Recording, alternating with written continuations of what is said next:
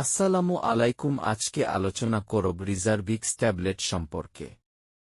এটি তৈরি করেছেন ইনসেপ্টা ফার্মাসিউটিক্যালস লিমিটেড।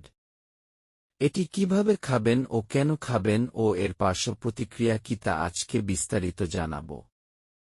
রিজার্ভিক্স কিসের ঔষধ?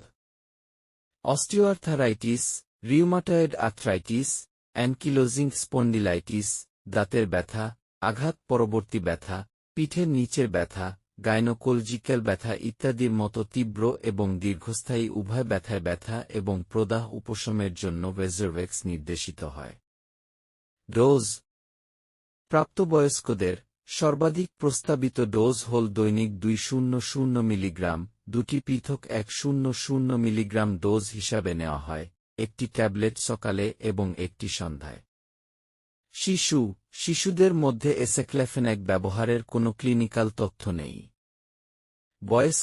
বয়স্ক রোগীদের মধ্যে এসিক্লোফেনাকের ফার্মাকোকিনেটিক্স পরিবর্তন হয় না, তাই ডোজ এবং ডোজ ফ্রিকোয়েন্সি পরিবর্তন করার প্রয়োজন হয় না। এ ওষুধের পার্শ্ব প্রতিক্রিয়া যেমন বদহজম, পেটে ব্যথা, বমি ভাব ও ডায়রিয়া।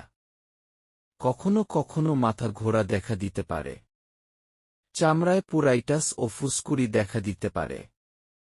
হেপাটিক এনজাইমের কিছু গোলযোগ দেখা দিতে পারে। খুবই কম ক্ষেত্রে রক্তে ক্রিয়াটিনিনের মাত্রা বৃদ্ধি পেতে পারে। একান্তই বাধ্য না হলে গর্ভাবস্থায় ও স্তন্যদানকালে এটা দেওয়া যাবে না। আশা করি সবাই ভালো আছেন। আমার ভিডিওটি ভালো লাগলে অবশ্যই সাবস্ক্রাইব করবেন এবং কোনো কিছু জানার থাকলে লাইক শেয়ার কমেন্ট করবেন। সকলকে ধন্যবাদ।